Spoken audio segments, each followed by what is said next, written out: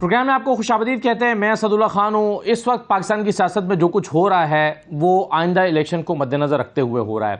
بہت سی معاشی پالیسیز بنائی جا رہی ہیں, سیاست میں جوڑ توڑ ہو رہے ہیں, نئی صف بندیاں ہو رہی ہیں, اتحادیوں کے آپس میں اختلافات ہو رہے ہیں, پھر صلح کی کوششیں ہو رہی ہیں, لندن میں میٹنگز ہو رہی ہیں. کچھ پارٹیز جو ہیں وہ پارٹی ڈسپلن کی خلاف ورزی کرنے پر اپنے لوگوں کو نکال بھی رہی ہیں, ایکشن بھی لیا جا رہا ہے. پی ایم ایل این اور پیپلز پارٹی دونوں میں ایسا ہمیں دکھائی دے رہا ہے, بڑی سیاسی جماعتوں میں. کہیں مفتاح اسماعیل صاحب سے ناراضی ہے, کہیں لطیف کھوسہ صاحب سے پیپلز پارٹی کی ناراضی ہے, ان کی رکنیت معطل کی گئی ہے. تو آئندہ جو الیکشنز ہیں اس کے بارے میں بھی کئی سوالات ہیں کہ وہ کیا اکتوبر ہی میں ہونے جا رہے ہیں, اس تاریخ کو جو تاریخ دے رکھی ہے الیکشن کمیشن نے, یا یہ تاریخ آگے جا سکتی ہے. کیا بالکل اپنے ایگزیکٹ وقت پر اسمبلیاں تحلیل ہوں گی, یا اس سے 2-3 دن پہلے بھی ہو سکتی ہیں تاکہ 90 دن ہو جائیں.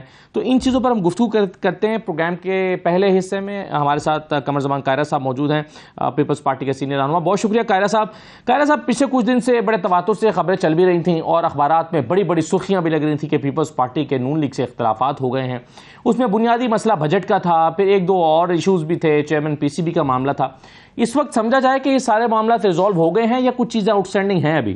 دیکھیے, ہمارے ہاں نا سیاست کے اندر ہماری بھی بدقسمتی ہے, سیاستدانوں کی بھی, سیاسی جماعتوں کی بھی. ہمارے ہاں ایک رویہ پنپ گیا ہے کہ ہم سیاست کے مخالف کو اپنا دشمن سمجھنے لگتے ہیں. اختلاف رائے کو ہم قطع تعلق ہی سمجھ لیتے ہیں. یہ کبھی بھی مناسب رویہ کسی انڈیویجول کے ساتھ یا کسی جماعت کے لیے نہیں ہے. یہی ہمیں سیکھنا ہے, یہی جمہوریت کی اساس ہے. سیاسی جماعتوں کے اندر بھی نقطہ نظر کا اختلاف ہوتا ہے, حکومتوں کے اندر بھی ہوتا ہے, اور جب اتحادی حکومتیں ہوتی ہیں, ملٹی پارٹی گورنمنٹ بنتی ہے, تو اس میں یہ بالکل عین فطری عمل ہوتا ہے کہ چیزوں کے اوپر مختلف الخیال لوگ اکٹھے ہوتے ہیں, مختلف نظریات کے حامل لوگ اکٹھے ہوتے ہیں, اور وہ بہت ساری ایشوز کے اوپر ڈفرینسز رکھتے ہیں اور پھر کامنالٹیز نکال کے ان کے اوپر اکٹھے ہوتے ہیں. تو اس حوالے سے اختلاف رائے ہونا یہ عین فطری عمل ہے, اور یہ ہمیشہ رہا ہے, کوئی آج نہیں ہے. صحیح. اور جماعتوں کے اندر بھی اختلاف رائے ہوتا ہے مختلف ایشوز کے اوپر.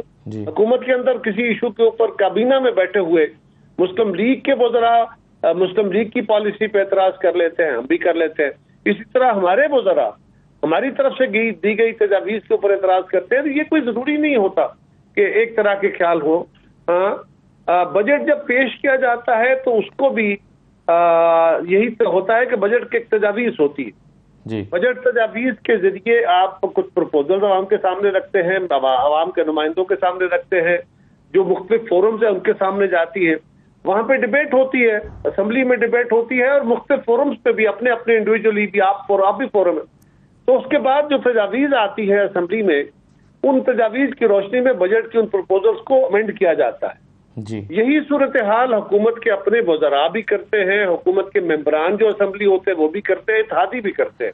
اور بجٹ کے اوپر بہت سارے مختلف تاجر تنظیمیں کر رہی ہوتی ہیں, انڈسٹریز کرتے ہیں, کسان کرتے ہیں, احتجاج کرتے ہیں, تاکہ اس دنوں میں جب بجٹ میں تجاویز آنی ہے, ریلیف ملنے ہیں, ٹیکس لگنے ہیں, تنخواہیں کم زیادہ ہونی ہے, اس کے اوپر یہی صورتحال جماعتوں کے اندر بھی تھی. پیپلز پارٹی نے جب بجٹری تجاویز, یقیناً پہلے بھی باتیں ہوتی رہی, میٹنگز اس سے پہلے بھی ہوئی, لیکن جب بجٹ ایک خاص شکل میں سامنے آیا تو اس پہ کچھ چیزوں کے اوپر ہمارا خیال تھا کہ یہ تحفظات ایک اور لفظ ہوتا ہے. ہمارا خیال تھا کہ یہ پرائرٹیز ٹھیک نہیں ہے, اور خاص طور پہ جو پاکستان کے اندر آنے والا فلڈ تھا, اس فلڈ کے وکٹمز کے ساتھ جو پرومیسز ہم نے کیے تھے وہ پورے کرنے کے لیے, ایک تو ہمارا عالمی تعاون کا ایشو تھا کہ کچھ 16 بلین ڈالر کی مدد تھی, جس میں آدھی اماؤنٹ ہم نے کرنی تھی صوبوں اور مرکز نے مل کے, اور آدھی ڈونرز نے کرنی تھی.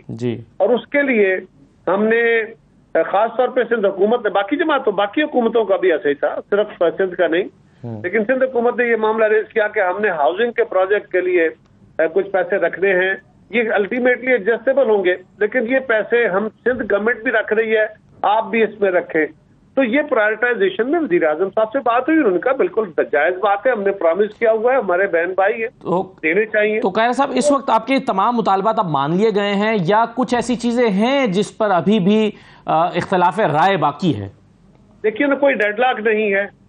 بائی اینڈ لارج مطالبات جو ہیں وہ بڑے रीजनेबल अंदाज में कंसिडर हुए हैं और उसमें एडजस्टमेंट्स हो गई हैं, और अगर कोई बाकी छोटा मोटा हुआ तो उस पर बात हो जाएगी। इस पे कोई इख्तलाफ वाली, कोई लड़ाई वाली बात नहीं है ये जो है ना। हाँ, ये बात एक और है, एक चीज जरूर है कि इलेक्शन के नजदीक आके अब जमातें, सारी जमातें नहीं, अपना अपना नुक्ता नजर लेके चलती हैं, कोशिश करती हैं अवाम के पास अपना व्यू लेके चलने का, माजी का तजजिया करती हैं। तो ये एक अपना रंग होता है। हम क्योंकि सारी जमातें अपने अपने इलेक्शन वाली हैं, कल क्या होता है, किस तरह इलेक्शन में जाते हैं, लेकिन बजाय तो हर जमात ने अपना नुक्ता नजर लोगों के पास पेश करना है। जी सही है। तो कायरा साहब, आपने फरमाया कि इख्तलाफ होता है या बल्कि इख्तलाफ राय होता है, और आपने कहा कि पार्टीज के अंदर भी इख्तलाफ राय होता है। ये लतीफ़ खोसा साहब जो कुछ कर रहे थे या जो एक नुक्ता नज़र उन्होंने अपना रखा था, ये इख्तलाफ था या इख्तलाफ राय था, और क्या वो ऐसी सतह पर चला गया कि फिर उनकी रुकनियत मुअत्तल करना पड़ी और वो इख्तलाफ राय से कुछ ऊपर हो गया था? देखिए ना, जमातों के अंदर हर फर्द को आज़ादी राय है, लेकिन ये डिपेंड करता है कि कौन कितना जिम्मेदार है और किस किस को कौन कौन सा फोरम अवेलेबल है।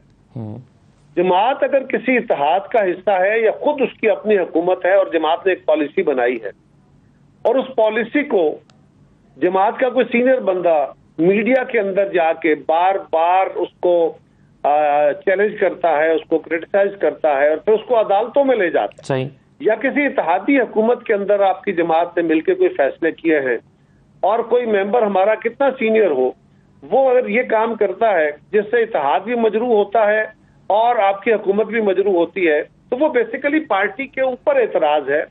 ये हक हासिल इस तरह नहीं होता, इसलिए कि खोसा साहब तो मेरे सीनियर हैं, मुझसे बड़े हैं, मेरा बड़ा उनका एहतराम है। खोसा साहब या इस तरह के जो बाकी साथी हैं, उनके लिए लीडरशिप फोन कॉल अवे होती है। सही है। अगर वो बिजी भी हो तो ज्यादा से ज्यादा घंटे के अंदर उनसे राब्ता हो सकता है। तो अगर हम लोगों ने कोई राय उन तक पहुंचानी है, लीडरशिप तक, या किसी राय से डिफरेंस अपना देना है, तो हम फोन पे कर सकते हैं, मुलाकात करके कर सकते हैं। अगर वो लाहौर में है तो हम और खोसा साहब और मैं और हम लोग उस कैटेगरी में दाखिल हैं कि हमें इजाजत लेने की जरूरत या टाइम लेने की जरूरत नहीं होती, वो जस्ट वॉक इन और जाके बात। खोसा साहब ने ये सब नहीं किया था। मेरी अर्थ सुन लीजिए। इसी तरह हमारे पास जो कोर कमेटी होती है, ईसीसी सेंट्रल एग्जीक्यूटिव कमेटी होती है, तो ये जो क़यादत के पास जराए होते हैं, हमें क्रिटिसिज्म वहां बैठ के या डिफरेंस वहां बैठ के करना है। और अगर आप तसलसल के साथ बावजूद जमात के बार बार कहने के अगर आप एक अमल जारी रखते हैं जिससे जमात की साख और इत्तेहाद मजरू होता है, तो फिर जमात का ये इस्तेहकाक होता है कि वो आपको कहे कि अगर आप अपनी जाती हैसियत में ये बातें करना चाहते हैं तो फिर आप अपनी जो सियासी हैसियत है इससे अलग हो और जाती हैसियत में करें। ये बात बिल्कुल सही की आपने कायरा साहब कि किसी भी शख्स की कोई जाती राय हो सकती है, अगर वो पार्टी डिसिप्लिन में नहीं आ रही और पार्टी का ये इख्तियार है कि फिर उसको वो पार्टी की रुकनियत से अलग कर दे, और पार्टी उसको बार बार कह भी रही है। लेकिन ऐसी सूरत में कि जब एक शख्स की राय मुख्तलिफ है और उसने पार्टी ने एक्शन भी ले लिया, उसको अलग भी कर दिया, ये वॉल ऑफ शेम बनाना, ये आप क्या समझते हैं कि जमहूरी तरीक़ाकार है कि उनकी तस्वीर लगा के, उस पर क्रॉस लगा के, उनके चेहरे पे क्रॉस लगा के, महज इस वजह से कि उनका इख्तलाफ, उनकी राय मुख्तलिफ है, इसको आप ठीक समझते हैं सर? हमारे यहाँ ना जी बहुत बदकिस्मती हमारी यह है कि हम अपनी जिंदगियों में इंतहा पसंदी के इतने कायल हो गए हैं, हमें हमारे हालात ने इतना तल्ख कर दिया है कि हम हर मामले में हतमी तौर पे अपनी राय अपना लेते हैं कि जैसे मैं ही अफलातून हूं और जो मेरी राय है किसी और की नहीं और मैं दुरुस्त हूं, और मैं अपने मुखालफाना राय को, जो कि इज़हार राय है, जो कि किसी और शख्स का अपना ओपिनियन है, मैं भी गलत हो सकता हूं, आप भी गलत हो सकते हैं, पार्शली मैं दुरुस्त हो सकता हूं, पार्शली आप दुरुस्त हो सकते हैं। तो हमें बर्दाश्त का रवैया ही नहीं रहा, ना सियासत में रहा है, ना कारोबार में रहा है, ना समाजी जिंदगी में रहा है, ना इवन मजहब में रहा है, कि हम इंतहा के कायल हैं। हम चाहते हैं कि जो मैं कह रहा हूं ये दुरुस्त है, वरना मैं तुम्हें छोड़ूंगा नहीं। मुखालिफ सियासतदान है तो उसको खत्म ही करके जान लेनी है। ये रवैया दुरुस्त नहीं है, और जिस तरफ आपने निशानदेही की को ऐसा ही रवैया इख्तियार किया गया है, मेरा ख्याल है ये मुनासिब नहीं है। जमात ने अपनी राय ले ली, अब उसके बाद इस तरफ जाना, ये जरा इंतहा का रवैया इस तरफ नहीं जाना, ये नहीं होना चाहिए था। राइट सर, आखिरी सवाल सर मेरा आपसे ये है कि क्या, चल नून लीग की एक राय होगी वो अलग है, वो उनसे पूछा जा सकता है, लेकिन क्या पीपल्स पार्टी की ये ख्वाहिश होगी कि आइंदा इंतखाबात में नून लीग के साथ सीट एडजस्टमेंट की जाए कुछ सीटों पर? یہ وہ سوال ہے جس کا مجھے استحقاق نہیں ہے کہ اپنی رائے آپ کو دوں، یعنی میڈیا کے ذریعے دوں. مجھے یہ رائے جب میری جماعت پوچھے گی تو میں جماعت کے اندر یہ رائے دوں گا، کیونکہ اس رائے سے بڑے ابہام پیدا ہوتے ہیں، اور یہ جب جماعت کے اندر اس وقت آئے گا تو اس پہ رائے پوچھی جائے گی. بڑا زوردار طریقے سے، واضح طریقے سے اپنی رائے دیں گے، لیکن پھر جو جماعت کا فیصلہ ہوگا آپ کے سامنے لا کے اسی کو پلیڈ کریں. اور کیا آپ کی اس پر رائے دینا چاہیں گے کہ کیا 8 اکتوبر ہی کو انتخابات ہو جانے چاہیے یا اسمبلیاں 3 دن پہلے تحلیل کر کے نومبر میں اس کو لے جایا جانا چاہیے؟ دیکھیے، آئین کے اندر رہتے ہوئے انتخابی عمل مکمل ہونا چاہیے. یہ پہلی بات کہ اس سے بیانڈ کوئی رستہ قابل قبول نہیں ہے، کسی جماعت کے لیے بھی نہیں ہے. آئین کے اوپر عمل کرنا ہے.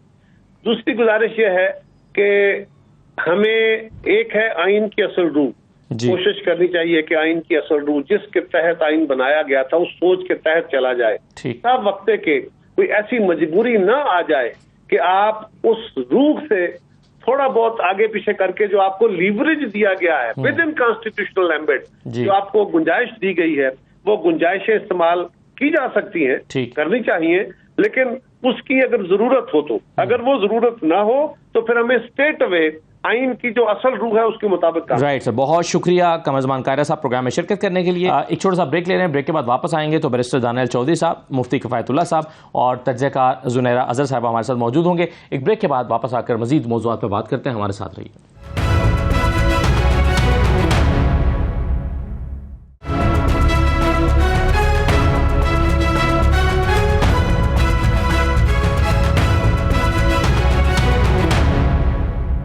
بریک کے بعد آپ کو دوبارہ خوش آمدید کہتے ہیں. ہمارے ساتھ بیرسٹر دانیال چودھری صاحب موجود ہیں، مسلم لیگ نون کے رہنما ہیں. مفتی کفایت اللہ صاحب ہمارے ساتھ موجود ہیں، JUI کے رہنما ہیں. اور زنیرہ اظہر صاحبہ سینئر تجزیہ کار ہمیں جوائن کر رہے ہیں. تمام مہمانوں کو خوش آمدید. IMF بورڈ میٹنگ کا 29 تاریخ تک کا شیڈول آ گیا ہے، 29 جون تک کا، اور اس 29 جون تک کے شیڈول میں پاکستان شامل نہیں ہے، اور 30 تاریخ کو ہمارا جو IMF پروگرام ہے وہ ایکسپائر ہو جائے گا. بہت سارے ادارے یہ کہہ رہے ہیں، عالمی ادارے، کہ اگر یہ پروگرام ایکسپائر ہو جاتا ہے، IMF کا ریویو نہیں ہوتا، تو پاکستان کے ڈیفالٹ کرنے کے خطرات بڑھ جائیں گے. یہ نہیں کہہ رہے کہ ہر حال میں ڈیفالٹ کرے گا، کیونکہ امیدیں ابھی بھی باقی ہیں، اور اسحاق ڈار صاحب اور پاکستان کی جو معاشی ٹیم ہے وہ بھی سمجھتے ہیں کہ ہم ڈیفالٹ تو نہیں کر رہے، لیکن مشکلات ضرور بڑھ جائیں گی.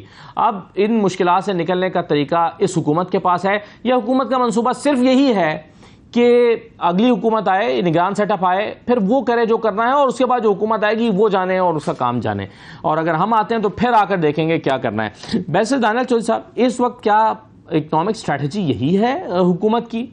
بسم اللہ الرحمن الرحیم. نہیں جی، بالکل بھی یہ اسٹریٹجی نہیں ہے. یہ بڑا کلیئر ایک ہے کہ جب ہم نے حکومت ہمیں ملی تو تب سے کیسے رہی ہیں، اور یہ چل رہی ہیں کہ حکومت 2 ہفتے بعد ڈیفالٹ کرے گی، 4 مہینے بعد کرے گی، 3 مہینے بعد کرے گی. اللہ کا شکر ہے کہ ہم نے اپنے انفراسٹرکچر کے پروجیکٹس پورے کیے. ہم نے جو پاکستان میں آن گوئنگ پروجیکٹس کو کمپلیٹ کیا اور پاکستان کو ڈیفالٹ ہونے سے بچایا.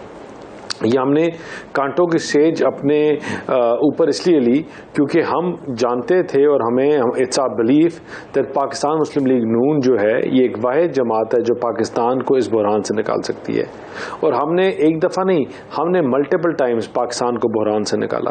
ہم نے مشرف کے ادوار کے بعد پاکستان کی تاریخیوں سے، پاکستان کو آگ سے، اندھیرے سے، پاکستان کو دہشت گردی سے نکالا اور پاکستان کو ایشین ٹائیگر بنایا. ہم نے 1998 میں پاکستان کو نیوکلیئر تحفہ دیا اور پاکستان کو نیوکلیئر پاور بنایا. اسی طرح اس بحران سے بھی ہم نکالیں گے انشاءاللہ، اور وہ ود اور وداؤٹ IMF. اور پاکستان میں پروگرس ہوگا، پاکستان میں معیشت اسٹیبلائز ہوگی، اور آپ کو نظر آئے گا انشاءاللہ کہ پاکستان واپس انہی بلندیوں میں جائے گا جس پہ ہم اس کو چھوڑ کے گئے تھے. اور جب ہمیں نکالا گیا تھا اپنے بیٹے سے تنخواہ نہ لینے کے اوپر، ہم اسی نیریٹو کو، اسی چیز کو، اسی پاکستان کو واپس اس عوام کو دیں گے.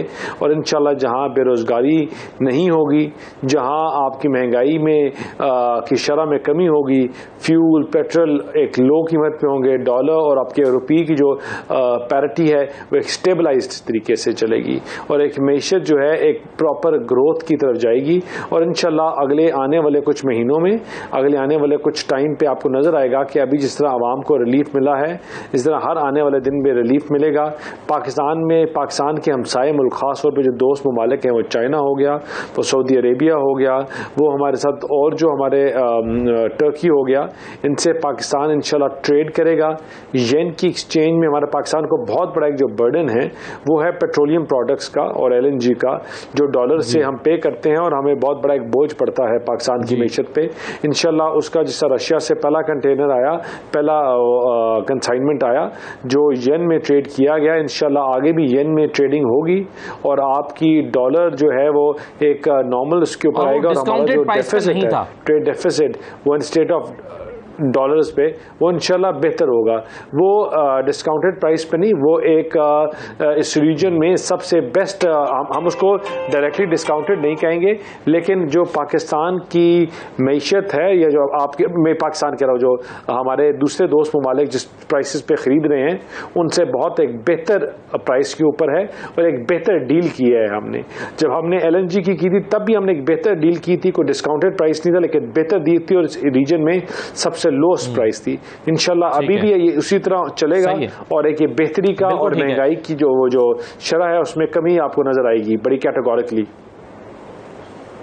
صحیح, رائٹ سر. میں مفتی کفایت اللہ صاحب, آپ چونکہ بہت مثالیں دے کے بات کرتے ہیں, تو دیکھیے ایک مریض اگر اسپتال میں 1 سال سے داخل ہے اور وہ 1 سال میں ڈاکٹر یہ کلیم کر سکتا ہے کہ دیکھیں جی میں نے اس کو مرنے سے بچائے رکھا ہے, لیکن دوسرا زاویہ بھی یہ دیکھنے کا کہ بہرحال وہ مریض صحت یاب ہو کر گھر بھی نہیں گیا.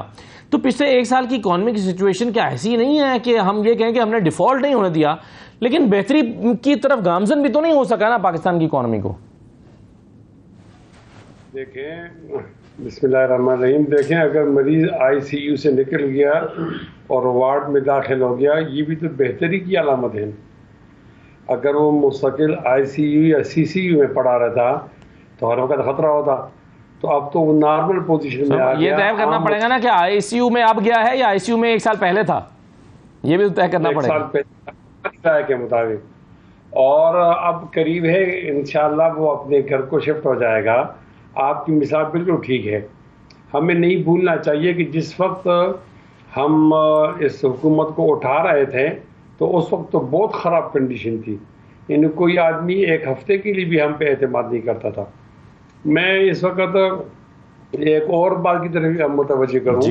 آپ جب معیشت کی بات کرتے ہو تو لازمی یہ بات ضرور کریں کہ جب میاں نواز شریف صاحب چھوڑ رہے تھے اس وقت ہمارے ریزرو کی کیا پوزیشن تھی, ہمارا زر مبادلہ کتنا تھا, ہمارا امپورٹ ایکسپورٹ کیا تھا, اور ہمارا ڈالر کہاں تھا. تو دیکھو نا, اس کے بعد تو پھر سازش ہو گئی نا. جس طرح دانیال صاحب نے کہا, ہمیں اس بات کی سزا دی گئی کہ وزیر اعظم نے اپنے بیٹے سے تنخواہ کیوں نہیں. وہ چوری کی بات, وہ کرپشن کی بات, وہ سب گپ شپ تھا. ایک جج نے خود کہا کہ بھئی کس بنا پر آپ نے وزیر اعظم کو نکالا, غلطی کیا ہے. کہا غلطی تو نیب بتائے گی, آج تک نیب نہیں بتا سکی. اگر ان باتوں پر سیاست کو عدم استحکام کی طرف لے جایا جائے تو غلطیاں تو ہوتی ہیں. صحیح ہے. میں اس موقع پر یہ مطالبہ بھی کروں گا کہ ایک آزاد انکوائری کمیشن بنایا جائے, جس یہ طے کیا جائے کہ وہ جو 2017 سے لے کر آج تک ہم معاشی بحران پھنسے ہوئے, کن 2 بڑے بڑے کرداروں کی وجہ سے, اور ان کو سزا دی جائے تاکہ آئندہ کوئی ایسا نہ ہو. اب ہم بھگت رہے ہیں. صحیح ہے مفتی صاحب, لیکن اب جب غلطی ہو جاتی ہے تو اس غلطی کو بہرحال سدھارا ہی جا سکتا ہے. آپ 5 سال پیچھے نہیں جا سکتے. اب غلطی کو سدھارنے کا جو طریقہ ہے وہ یہی ہے کہ یہ اگر غلط فیصلے ہوئے ہیں تو نواز شریف صاحب آئیں اور واپس آ کر نواز شریف صاحب بتائیں کہ یہ غلط فیصلہ ہوا ہے اور اس کے لیے دوبارہ اپیل میں جائیں. لیکن وہ یہ قانونی راستہ اختیار نہیں کر رہے ہیں نا, یہ بھی تو ایک سوال ہے کہ وہ یہ کیوں نہیں کر رہے ہیں. بات یہ نہیں ہے, بات یہ ہے کہ عوام کی رائے کا احترام نہیں ہوتا. عوام کی رائے کا احترام ہوتا تو ملک نہ ٹوٹتا. عوام کی رائے کا احترام ہوتا تو ہم پہ خانہ بدوش قسم کے سیاسی مسافر وہ سوار نہ ہوتے, باہر سے لوگوں کو نہیں بلایا جاتا. تو ہمیں تو ان بات, اگر آپ کہتے ہیں اس غلطی کو آپ دہرائیں بھی نہیں یا اس کا ذکر بھی نہ کریں تو پھر اصلاح کیسی ہوگی. اس کے انکوائری کمیشن ہونی چاہیے تاکہ معلوم کریں کہ وہ کون سے 2 بڑے بڑے کردار تھے جو اس پروجیکٹ کے اندر شامل تھے اور ہمیں سیاسی اور معاشی بحران میں مبتلا کر دیا. اب جب یہ پوزیشن ہے کہ ہم نے حکومت اٹھائی تو حکومت اس لیے اٹھائی ہم نے کہ یہاں 3 قوتیں تو نہیں تھیں, 2 ہی قوتیں تھیں. ایک قوت سے جانی تھی تو دوسرے کو ملنی تھی لازمی, ہم مانے یا نہ مانے, مانگے یا نہ مانگے, تو ہماری جولی کے اندر حکومت آئی. پھر ہم نے ایک طرف ریاست کو بچایا اور سیاست کو نہیں بچایا. یعنی ہماری پی ڈی ایم کی جماعتوں نے وہ فیصلے کیے جو ناقابل قبول بھی تھے اور عدم مقبول بھی تھے, لیکن وہ کرنے پڑے. جب آپ ملک کو بچاتے ہیں تو سیاست کو چھوڑنے پڑے. یہ مشکل حالات کے اندر ہم یہاں تک آئے ہیں, اور بجٹ کے بعد سے یہ امید ہو چلی ہے کہ انشاءاللہ ہم گرے لسٹ پہ بھی نہیں آئیں گے, ہم ڈیفالٹ بھی نہیں ہوں گے, مہنگائی بھی نہیں بڑھے گی. اب واپسی کے لیے وہ بارش کے قطرات شروع ہو گئے ہیں. میں تو سمجھتا ہوں کہ دستیاب وسائل کے اندر یہ جو ہمارا بجٹ ہے یہ مناسب بجٹ ہے, اور انشاءاللہ جتنی دورانیہ رہتا ہے اس کے اندر بھی اچھائیاں آپ کو سامنے آئیں گی. البتہ یہ بات ہے کہ پی ڈی ایم کی تمام جماعتوں نے یہ طے کیا ہے کہ تمام مسائل کا حل انتخابات میں ہے, انتخاب ہو جائے اور آنے والی حکومت سٹرانگ ہو اور وہ معیشت کے لیے بہتر اقدامات اٹھائیں. اس طرح ہمارے یہ آپ نے ہم بات کی کہ آنے والی حکومت سٹرانگ ہو, یہ اس پر میں بات کرتا ہوں. لیکن زنیرہ صاحبہ, ابھی دانیہ صاحب کہہ رہے تھے کہ ود آئی ایم ایف اور وداؤٹ آئی ایم ایف ہم پاکستان کو بحران سے نکالیں گے. Without I M F Pakistan کے پاس کیا بحران سے نکالنے کا, حکومت پاکستان کے پاس کوئی فارمولا, کوئی پلان ہے آپ کے خیال میں؟ Well, thank you so much for having me. دیکھیں, فارمولا اگر کوئی ہوتا تو 14 months I think good enough a period to reflect on it. کچھ نہ کچھ کہیں نہ کہیں کسی نہ کسی طریقے سے ہمیں کوئی نہ کوئی سامنے ثمرات نظر آ رہے ہوتے. ابھی لیٹسٹ میرے سامنے بلومبرگ کی رپورٹ ہے جس میں ہماری جو latest attempt to buy LNG, اس میں کسی نے ہمیں رسپونڈ ہی نہیں کیا. انرجی شارٹیجز کے لیے آپ تیار رہیں, گیس تو اس گرمی میں بھی رات کو نہیں ہوتی, بٹ ابھی جب سردیاں آئیں گی, LNG آپ کے پاس نہیں ہوگی, تو مزید انرجی کرائسس کی طرف ہم جا رہے ہیں. تو کریڈیٹرز ہم پہ ٹرسٹ نہیں کر رہے. موڈیز کی بات کر لیں, فچ کی بات کرتے ہیں, جو کریڈٹ ریٹنگ ایجنسیز ہیں وہ ہمیں کہاں کیٹیگرائز کر رہے ہیں. آخر دنیا کا ایک میکنزم ہے نا, ہم اس سے باہر تو نہیں آپریٹ کر سکتے. اگر اس میکنزم میں سارے ہمیں مستقل 6 مہینے سے بتا رہے ہیں کہ everything is pointing towards something not really good, تو ہم کیسے آنکھیں بند کر کے بیٹھ سکتے ہیں and we insist on it کہ اللہ تعالیٰ نے پاکستان کو بنایا اور وہی چلائے گا. یہ میری سمجھ سے باہر ہے. کچھ کانکریٹ سٹیپس تو ہم نے لینے ہیں نا پریکٹیکلی. اب اگر آپ کو کوئی بڈ ہی نہیں دے رہا, آپ پہ کوئی ٹرسٹ ہی نہیں کر رہا, ابھی جو کھانے پینے کی اشیاء ہیں اس کے امپورٹرز نے کہا ہے کہ ہم وہ اگلے مہینے سے پرووائڈ نہیں کریں گے, ہمیں ڈالرز نہیں مل رہے ہیں. مستقل آپ جا کے اسمال اینڈ میڈیم انٹرپرائز کا حال دیکھ لیں, بزنس مین کا, کمیونٹی کا حال دیکھ لیں, تو چیزیں آپ کو نظر آ جاتی ہیں. ہاں, یہ جو پولیٹیکل پلیٹیچیوڈ ہے یہ ختم ہونے کا نام نہیں لیتا. کبھی آئی ایم ایف کو جیو پالیٹکس کی نظر کر دیا جاتا ہے, کبھی کہا جاتا ہے انہوں نے ہم سے اسٹریٹجک ایسٹس ڈیمانڈ کر لیے, کبھی کہا جاتا ہے کہ دے آر لسننگ ٹو اس. ایک ورچوئل میٹنگ تو منسٹری آف ڈیفینس کے ساتھ تھی US میں, اس میں بھی آئی ایم ایف کے لیے منتیں کرنی شروع کر دی ڈار صاحب نے, لیکن مانتے نہیں ہیں. تو یہ اتنے فلپ فلاپس, اس کا سارا نقصان ملک کو ہو رہا ہے اور یہ ماننے کو تیار نہیں ہے. تو اگر الیکشنز ہی حل ہیں تو پھر جلدی الیکشن کرا لیں, کسی حل کی طرف تو جائیں. کیونکہ یہ جو پاکستان کی ہسٹری ہے کہ 2018 میں بھی یہی ہوا تھا کہ مفتاح اسماعیل نے ایک ایسا بجٹ دیا تھا جس کو پھر PTI کی گورنمنٹ کو آ کے 6 مہینے انہوں نے بھی لگا دی IMF کے پاس جانے میں. وہ بڑے شور تھے کہ ان کو تو ضرورت ہی نہیں پڑے گی IMF کی, جانا پڑا. لیکن لیٹ جانے میں جو ملک کا نقصان ہوا, ابھی سیم چیزیں ریپلیکیٹ ہوں گی. یہ جو بجٹ ہے آپ نئی گورنمنٹ کو یا نئے سیٹ اپ کو آنے دیں, ان کو چیزیں ریوائز کرنی پڑیں گی, اور اس وقت ان کے بیانات آپ دوبارہ آپ ان سے کویسچنز کریں گے, ایسے ہی جوابات آپ کو دیں گے.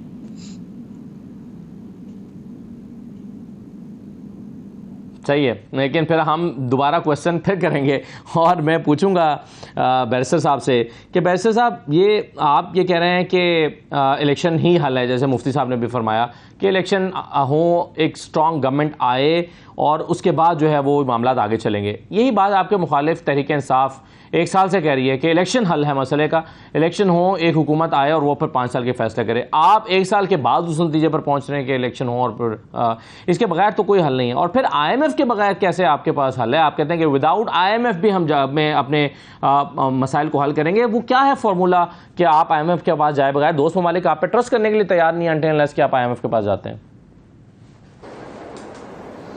دیکھیں جی, پہلے ایک چیز میں آپ کی درستگی کروں.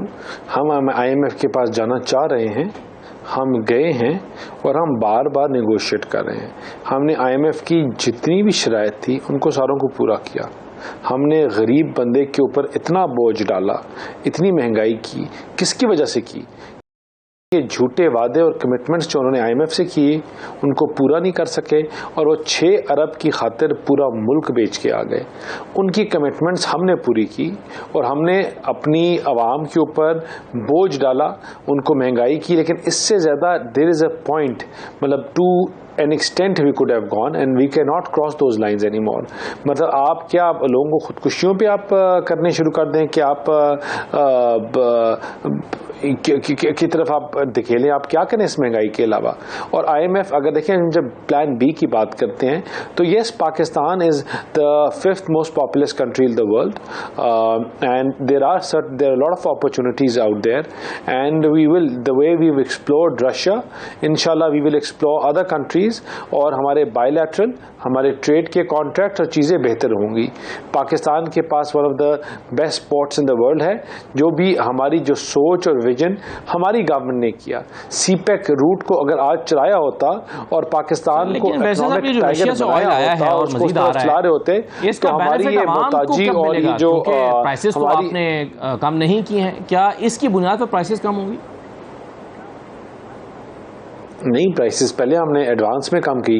آپ کی آلموسٹ جو فیول کی پرائسز کم ہوئی ہیں, دیکھیں آپ تقریباً اس مہینے میں لاسٹ منتھ میں آلموسٹ 35 سے زیادہ 35 روپے سے زیادہ ان کی فیول میں ایڈجسٹمنٹس اور کاسٹ کم ہوئی ہے, اور انشاءاللہ آگے آنے والے ٹائم پہ اور کم ہوگی. اور نہیں, انٹرنیشنل مارکیٹ کے اوپر تو آپ چلتے ہی نہیں ہیں. آپ کو تو IMF, جس طرح آپ IMF باندھ کے آئے ہیں, آپ نے تو 4 جو آپ کی ریٹ ہے اس کے اوپر 4 دگنا آپ نے اور پیسے لینے ہیں. اگر آپ اس کے اوپر دیکھا جائے تو پاکستان کو تو انہوں نے باندھ کے کہا کہ مارو, جس طرح 6 ارب کے اوپر پورا ملک بیچ گئے ہیں, لیکن ہم نے اس ریلیف کو ٹیکر ڈاؤن افیکٹ کیا, اور انشاءاللہ آپ کو نظر آئے گا. دیکھیں میں ایک بات بتاتا ہوں کہ پاکستان کو اگر آپ, یہ کہانی یہاں سے نہیں شروع ہوتی ہے 1 سال پہلے, یہ کہانی شروع ہوتی ہے جب مشرف کے مارشل لاء سے آپ شروع کریں, جب ہم پاکستان کو جب بھی اونچائیوں اور بلندیوں پہ لے کے گئے تو کوئی نہ کوئی حادثہ ہوا جو پاکستان کو نیچے کھینچا. اس 10 سال کے حادثے نے پاکستان کو کیا تحفہ دیا؟ اس سے پہلے دہشت گردی کا نام پتا تھا آپ کو پتا تھا کہ بجلی لوڈ شیڈنگ کیا ہوتی ہے 24 گھنٹے؟ وہ بحران کس نے آگے ختم کیا؟ پیپلز پارٹی کی بھی گورنمنٹ تھی اور پارٹیز کی بھی گورنمنٹ تھی.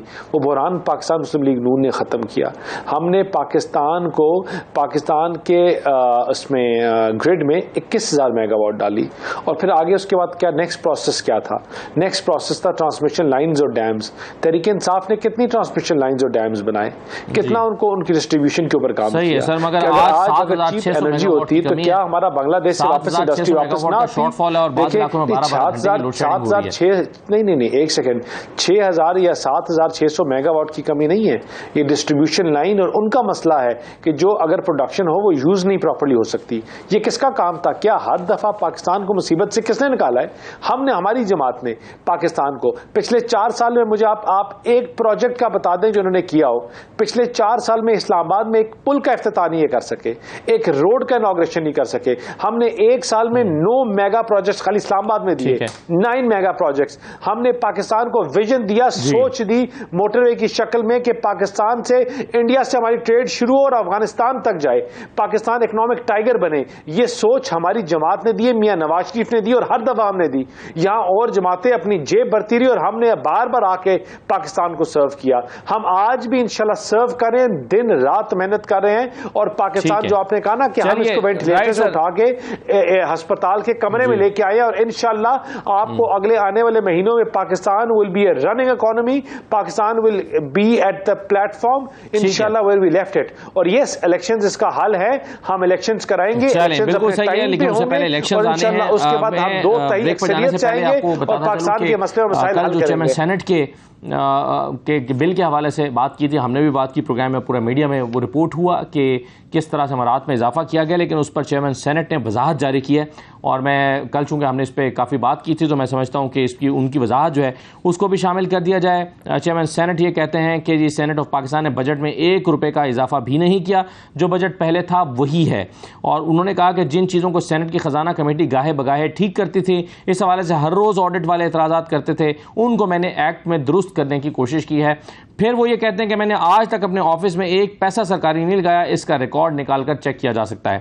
انہوں نے یہ بھی کہا کہ چیئرمین سینٹ کے آفس کے کچن کا خرچہ 1975 سے 6,000 روپے ماہانہ تھا, اب اس کو آ کر 50,000 روپے ماہانہ کیا گیا ہے, اور وہ یہ کہتے ہیں کہ میں نے آج تک کوئی ٹی اے ڈی اے بھی نہیں لیا. چیئرمین سینٹ نے جو اپنی وضاحت جاری کی اس بل کے حوالے سے, اس میں وہ کہتے ہیں کہ سفر الاؤنس کی مد میں چیئرمین سینٹ کے لیے 75 روپے یومیہ رکھے گئے تھے, اس کو ہم نے 5,000 کر دیا ہے. ڈیلی الاؤنس 1750 تھا, میں نے 10,000 کر دیا اور میں یہ الاؤنس بھی نہیں لوں گا.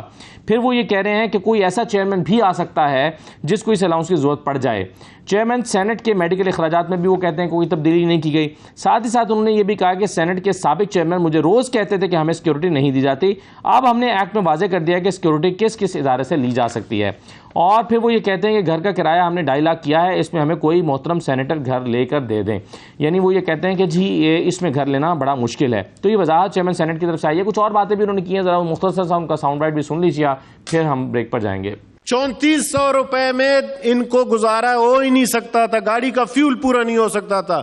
تو میں نے سینٹ فائنانس کمیٹی میں جب یہ سب نے مجھے کہا کہ جی ہم آ ہی نہیں سکتے ہیں, مشاہد صاحب گواہ ہیں, باقی سینٹ فائنانس کمیٹی کے ممبران ہیں, کہ ہم نے اس کو کہا کہ جی باقی صوبے کے جو ممبران ہیں ان کے برابر تو ان کو دے دیں, انہوں نے کیا کیا ہے, ایسا کوئی غلطی کیا ہے تو اس کو کر کے اس کو میں نے ٹھیک کرنے کی کوشش کی ہے کہ میرے گلے نہ رہے روز آڈٹ, مجھے نہ پکڑے یا فائنانس کمیٹی کو. اب آپ لوگوں کو پنجاب کے اور کے پی کے ان کو بھی باقی صوبوں کی طرح کے ٹکٹ سہولتیں ملیں گے. ابھی تک ایکٹ میں ہے جی 3 روپے پر کلومیٹر پہ بائی روڈ آ جائیں تو ان کو ملے. 3 روپے میں کون آ سکتا ہے, 10 روپے میں کون آ سکتا ہے, اس کو ہم نے چینج کر کے آج کل کے حساب سے لگائے. اور آپ کرمانی صاحب بتائیں 3400 روپے میں آپ ڈیوو میں بھی آ جا سکتے ہیں, تو میں تیار ہوں, میں اس ایکٹ کو واپس کرنے کو تیار ہوں. ریئلسٹک اپروچ رکھیں, کیوں ہم غلط بات کر رہے ہیں. مجھ سے تو آپ لوگ سارے کہتے ہیں, پورے نیشنل اسمبلی کے ممبران بھی سارے بھی کہ ہمارے پاس الاؤنس نہیں ہے. خام پورا ملک کہتا ہے آپ لوگ ان کے لیے کریں, لیکن رہیں بیکاری ایسا ہو نہیں سکتا. اس لیے پہلے قوم کے نمائندے ٹھیک رہیں گے, پھر بھی ہمارے جو لیڈر صاحبان ہیں وہ ان چیزوں کو اب سن لیں, سمجھ لیں. اگر سمجھتے ہیں کہ اس کو ٹھیک نہیں کرنا, فائنانس منسٹر بیٹھی ہوئی ہیں, نیشنل اسمبلی سے اس ایکٹ کو نہ کریں پاس. اگر سمجھتے ہیں یہ ضرورت ہے, ضرورت کی چیزیں ہیں, وقت کی ضرورت ہے, آڈٹ مسئلے مسائل نہیں ہوں گے, تو پھر اس کو پاس کر کے تاکہ نیشنل اسمبلی اور سینٹ کے ممبران ٹھیک ہو جائے. تو چیئرمین سینٹ نے اس پر اپنی وضاحت دیا, وہ کہتے ہیں کہ ضرورت تھی جس کی وجہ سے یہ کیا گیا, اور کافی سارے پوائنٹس بھی انہوں نے تحریری طور پر بھی اور اپنی تقریر میں بھی کہے ہیں. کچھ پوائنٹس ہم نے آپ کے سامنے بھی رکھے ہیں. چھوٹا سا بریک لیتے ہیں, بریک کے بعد واپس آتے ہیں تو مزید بات کرتے ہیں. ہمارے ساتھ رہیے.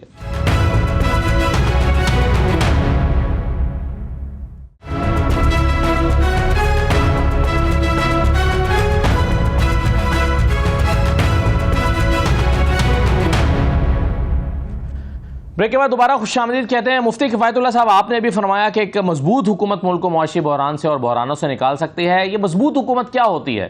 اس وقت بھی ایک حکومت ہے, یہ اس کے پاس پورے اختیارات ہیں, یہ حکومت جو ہے وہ تمام فیصلے کر سکتی ہے. اس حکومت, یہ اتنی مضبوط حکومت ہے کہ اس کے پاس تو اپوزیشن بھی نہیں ہے, یعنی اس کی کوئی ٹانگ کھینچنے والا بھی نہیں ہے. جو اپوزیشن ہے وہ بھی ایک طرح سے خود حکومتی اتحادی ہی ہے, کیونکہ اپوزیشن لیڈر جو ہیں وہ کہتے ہیں کہ ہم نے تو, میں نے نون لیگ کا آگے ٹکٹ لینا, انہی کے پلیٹ فارم سے الیکشن لڑنا, تو اپوزیشن ہے نہیں. اس سے زیادہ مضبوط حکومت کیا ہوگی جو اس وقت ہے اور بحران حل نہیں ہوئے؟ دیکھیں اسد اللہ خان, آپ کی تو نظر بہت گہری ہوتی ہے نا.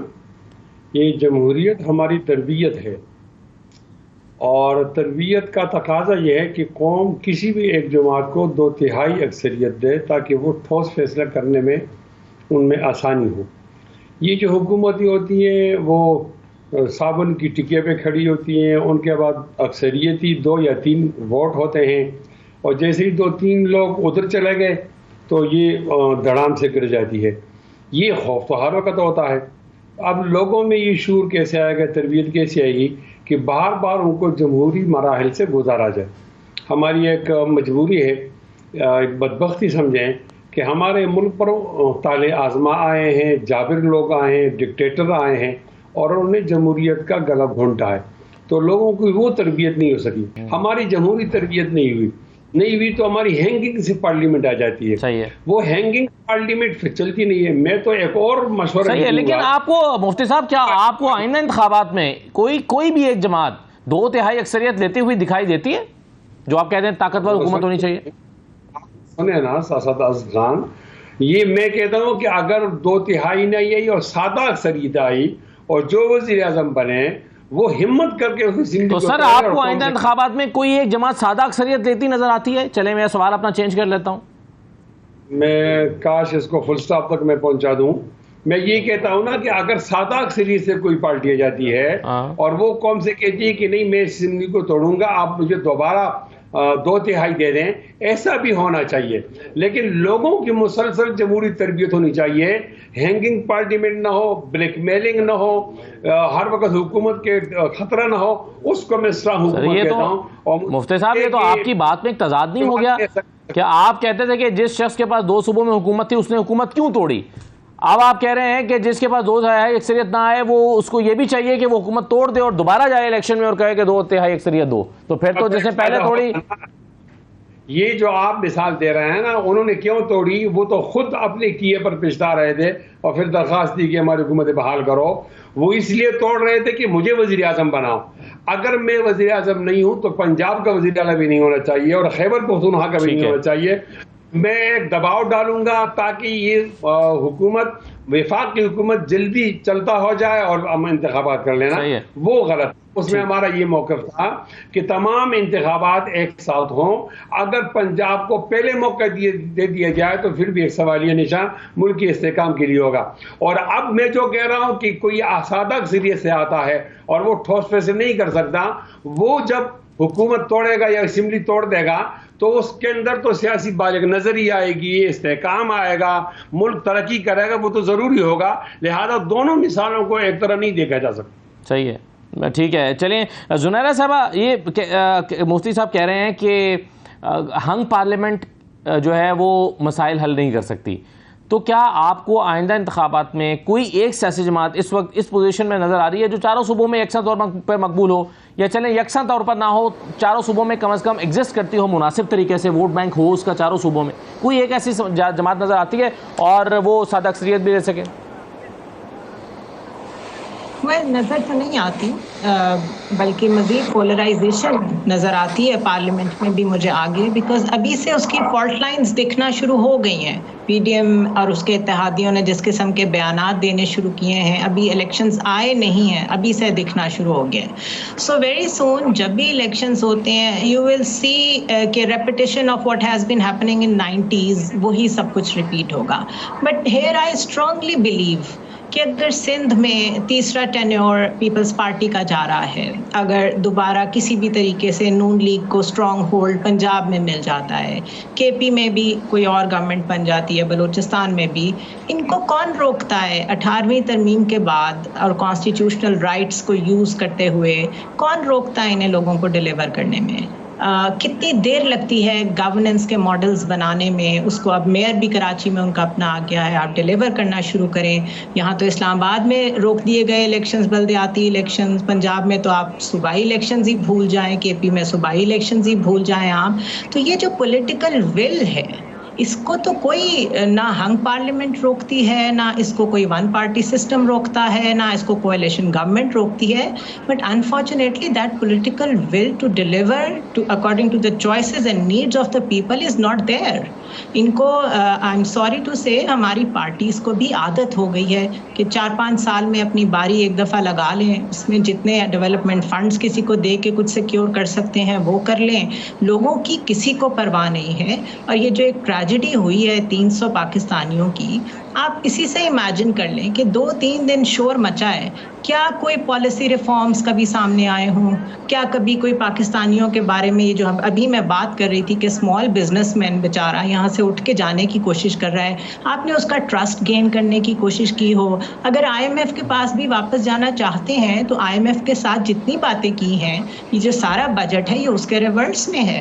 تو آپ نے آئی ایم ایف کا ٹرسٹ گین کرنے کے لیے کچھ کیا ہو؟ So the political will is not there, and unless people actually want to deliver, تب تک ہنگ پارلیمنٹ اور نو پارلیمنٹ اور 2/3 میجورٹی, ان چیزوں سے صرف ہم بہانے ہی نکال سکتے ہیں.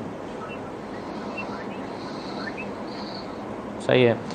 بیرسٹر صاحب, ابھی بلاول صاحب نے بیان دیا تھا 2 دن پہلے, انہوں نے کہا کہ جس طرح ہم اپنے میئر کراچی بنایا ہے اس طرح ہم وزیر اعظم بھی بنائیں گے. اور کراچی کے انتخابات پر نون لیگ کو بھی کافی سارے تحفظات ہیں اور باغ کے الیکشنز میں بھی تحفظات ہیں. تو کیا پیپلز پارٹی کے اس مشن کے راستے میں پی ایم ایل این رکاوٹ بنے گی وزیر اعظم بنانے کے مشن کے راستے میں؟ دیکھیے پہلے میں آپ کے سوال سے پہلے اگر میں I want to comment، ابھی آپ نے کچھ دیر پہلے چیئرمین سینٹ کی بات کی. دیکھیے چیئرمین سینٹ جو ہیں ایون دو ہمارے کافی چیزوں میں ہمارے ڈفرینسز شاید ہوں گے، لیکن ہی از این آنریبل مین. اور میں پرسنلی کیونکہ my father is been a senator اور میں نے خود بڑا کلوزلی ان کو کام کرتے ہوئے دیکھا، وہ ایک پیسے کی بھی روادار نہیں ہے. وہ اپنی چائے سے لے کر اس تک اپنی خود کرتے ہیں. اور جو ان کا کانسیپٹ ہے، میں اس کے کانسیپٹ کو اس لیے میں ڈسکس کرنا چاہوں گا کہ ان کا کانسیپٹ یا ان کی سوچ یہ ہے کہ جو لوگ یہ پولیٹیکل لوگ جو ہیں یہ ادھر ادھر دہاڑیاں اور ان چکروں میں پڑتے ہیں اور جو اپنا کام نہیں کر سکتے، تو اگر کوئی ایسا بندہ ہو جو افورڈ نہیں کر سکتا، میں آپ کو بات بتاؤں کہ میجورٹی جو چیئرمین کی پوزیشن میں ہوتے ہیں they don't even want to withdraw their salaries. My father never withdrew his salaries, پوری زندگی کے بھی ودرا نہیں کی. تو یہ لوگ ان لوگوں کے لیے he wanted to do it کہ جو افورڈ نہیں کر سکتے. اور اٹ از یہ جو سوچ ہوتی ہے یہ اس کو کریڈٹ دیا جاتا ہے، ناٹ کہ what he said and what he wants to take home. نہ وہ کسی کے روادار ہیں، نہ انہیں کچھ لینا چاہتے ہیں. دوسری بات جو آپ نے بات کی یہاں کہ پیپلز پارٹی کے الیکشن کے اوپر، دیکھیں ہمارا ایک اپنا نیریٹو ہے اور پیپلز پارٹی کا ایک اپنا نیریٹو ہے. ہم ان کی چیزوں سے ڈسکری بھی کرتے ہیں اور بہت چیزوں سے ڈسکری کریں گے بھی. ہم اکٹھے ہیں پاکستان کے لیے اور پاکستان کے معیشت کے لیے. ہم ایک پیج پہ بیٹھے ہیں اپنے ملک کی معیشت کو بہتر کرنے کے لیے، اور انشاءاللہ ہم مل بیٹھ کے کریں گے. اپنی انا کو، اپنی ایگو کو وی ول پٹ اٹ اسائڈ، اور ہم ایڈریس کریں گے کہ پاکستان کے مسئلے اور مسائل حل ہوں اور پاکستان کو اس بحران سے نکالیں. لیکن جہاں تک ہماری اپنی پولیٹیکل سوچ ہے اور پولیٹیکل وزڈم ہے، وہ ہماری اپنی الگ نیریٹیوز ہیں، ہماری الگ سوچ ہے، اور ہم اپنا الیکشن الگ الگ لڑیں گے. یہ کوئی بھی نہیں ہے کہ ہم کسی کے ساتھ کولیشن میں الیکشن لڑیں گے. ہاں سیٹ ٹو سیٹ ایڈجسٹمنٹ یا کسی جگہ کے اوپر بات ہو سکتی ہے، لیکن جہاں تک اوور آل الیکشن کی بات ہے ہم اپنا الیکشن خود لڑیں گے.